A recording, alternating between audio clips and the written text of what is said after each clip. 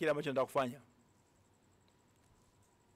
Chadema na mtu yote ambaye amesoma sheria, sina uhakika yule msemaji wa serikali ya Kenya kama ni mwanasheria au ana ubebevu wake katika masuala ya mahusiano ya kimataifa ukoje.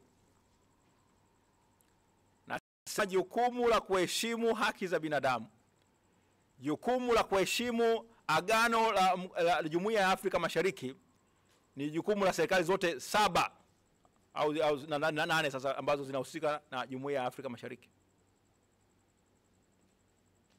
Nimezungumzia msingi wa kanuni ya erga omnes kwamba haki za binadamu lazima ziheshimiwe na kila nchi na kila serikali.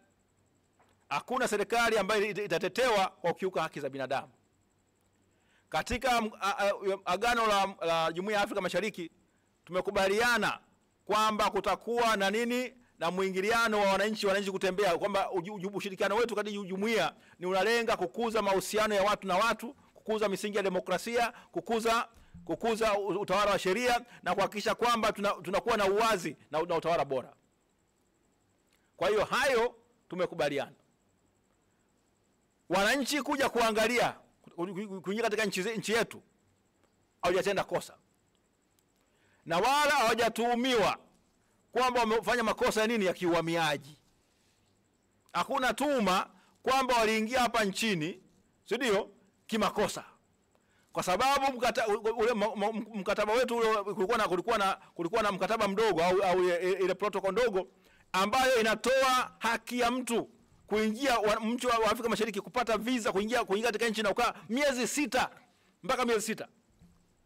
Hapa anaweza kakaa tu Mkenya akaingia hapa akakaa miezi 6. Tanzania vivyo hivyo. Sasa baada ya hapo lazima ueleze kama akitaka kufanya kazi kuna taratibu zake. Lakini anaweza kuja. Sasa kuja kama mtalii, maana tunaingia kama visa ya nini ya kitalii. Hana haki ya kuja.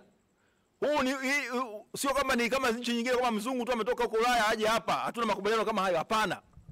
Tumesema sisi ni sehemu ya Jumuiya ya Afrika Mashariki, na mkumbuke tuna lengo la baadaye kuwa na serikali ya shirikisho. Kwa hiyo tuko katika hatua moja baada ya nyingine.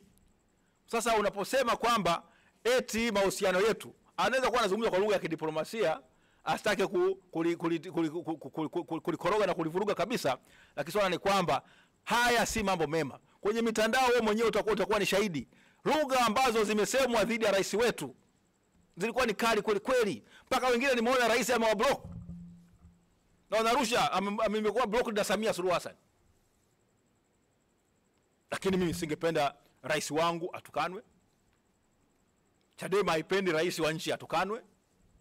Lakini matendo yakiwa si mema, hatuna uwezo Chadema tuweze kuzuia watu wasitukane au wasitoe lugha kali. Wengine tunatofautiana namna ya kukasirika. Kwa hiyo wengine wamekasirika. Sisi tunasema kwamba haikuwa sahihi.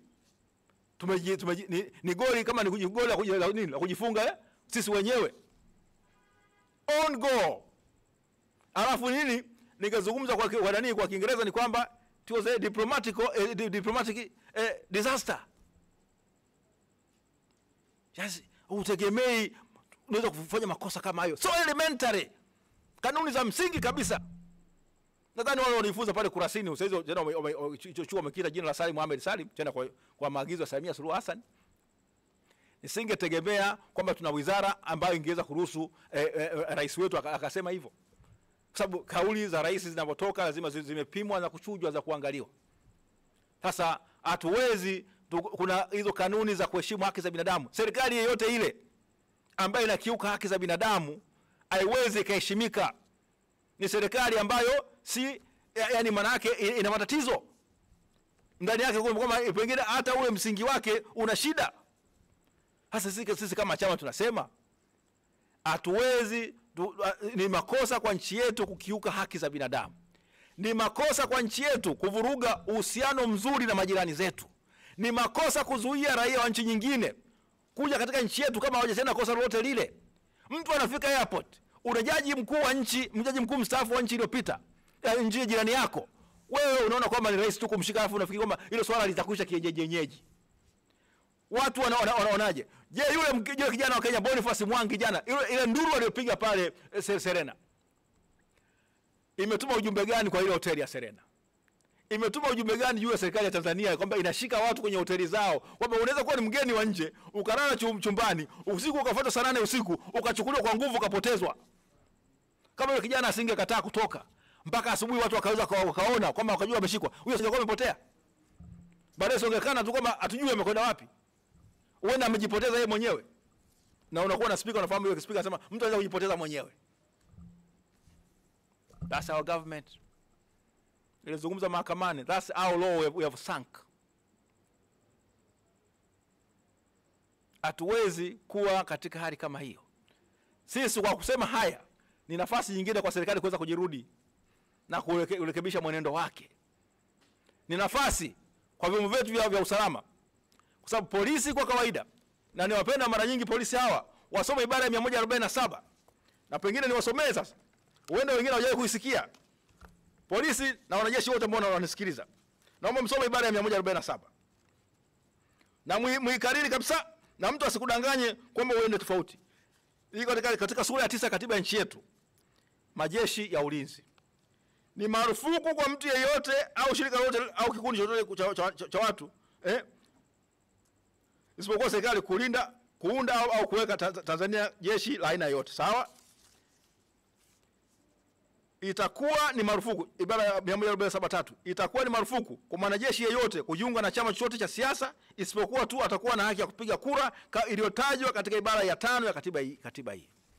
Jeshi halitakiwi kuendeshwa kisiasa au kuwa kufungamana na chama chochote cha siasa. Ni marufuku. Lakini mmeona zile clips nyingi ambazo umeona, na sisi tupo. Mwingine anakiri kama mimi nilivyokuwa kiongozi pale nitoa na pesa.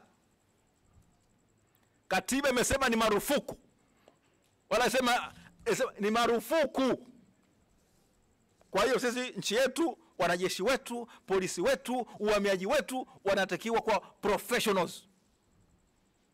Kulinda katiba ya nchi yetu, kufuata maagizo ya katiba yanasemaje, na kutoendeshwa kisiasa. Mwanasiasa akileta mambo yake ya kisiasa, unaambia sivyo. Viongozi wa majeshi yetu ndio wanatakiwa kuenenda. Ni amiri jeshi mkuu sawa, kiongozi anaweza kutoa hiyo amri kama rais, lakini kusema katiba inasemaje. Ni lazima tuwe na watu serikalini ambao wanasimamia sheria, wanaheshimu katiba. Ndio maana kwa mfano ule mwaka wa 92 wanajeshi ambao walikuwa ni sehemu ya makada wa CCM, hata wakina Kikwete hawa ambaye naisikia juzi naye anazungumza kwamba eti kuna wengine walikuwa viongozi wa staafu. Msuya alikuwa aitishi, mzee Msuya alikuwa aitishi press conference, lakini wengine wanaitisha press conference. Kikwete, napenda kukuambia Rais Kikwete, Mwalimu Nyerere alikuwa anaisha press conferences nyingi sana. Na wewe ulishafanya kazi chini ya Rais Nyerere. Ameitisha press conferences nyingi sana. Mwaka wa 94 na mwaka wa 95 ameitisha nyingi. Anataka nchi yake iende vizuri. Wazee wenye busara serikalini, mna fursa ya kuweza kuwafunda na kuwarudi viongozi ambao wako madarakani. Wale ambao wengi mnawapita umri, sababu mimi naona kama na mimi na Samia ni kama rika moja. Tunaweza nilikuwa nipita kidogo sababu dada yangu wa kwanza ni mkubwa kushinda Samia, marehemu. Kwa hiyo viongozi wetu wakuu wenye uzoefu mkubwa ambao walipitia changamoto kubwa za huko nyuma, wanaweza kuitisha, ndio wataweza kuzungumza nao pembeni, lakini kama yale ambayo wanawashauri viongozi hawa, aishi tu kuzungumza nao pembeni ukasema imetosha. Wakitenda yasivyo, simameni hadharani na kujitokeza na kusema hivyo haitakiwi kuenenda. Kwa sababu tuna uongozi ambao vile vile kwamba watu tunaweza watu walika moja lakini tusikilizani. Haimaanishi kwamba kwa sababu mtu amekuwa ni rais kwamba ghafla amekuwa na hekima zote. Ni cheo tu amepewa, nafasi anayo, lakini wengine ambao wana hekima zaidi wako nje, wanaweza kumshauri. Lakini hata katika wafalme, mfalme alikuwa kikiuka, alikuwa anaondolewa, anawekwa mfalme mwingine. Lakini sisi ni jamhuri, tunataka namna nzuri ya kuweza kupata viongozi wetu kupitia kura. Kama ni kura, na kura ziwe nini, za uhuru, haki na kweli. Uchaguzi huo Chadema haijawahi, kama nilivyosema siku za nyuma, viongozi wetu wamesema kila siku, hatujawahi kupigania kuomba upendeleo wote ule. Hakuna na Chadema katu kama haitaomba upendeleo. Inataka mchezo uchezwe katika uwanja ulio sawa. Kanuni ziwe sawa.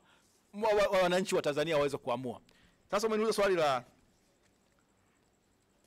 ile kesi kuhusiana na ile kesi ya uhaini.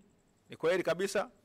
Sisi kama hapa nazungumza kama wakili, tunasema kwamba tutaendelea kudai kwamba kwa kuwa mwenyekiti wetu anashtakiwa kwa maneno aliyosema, basi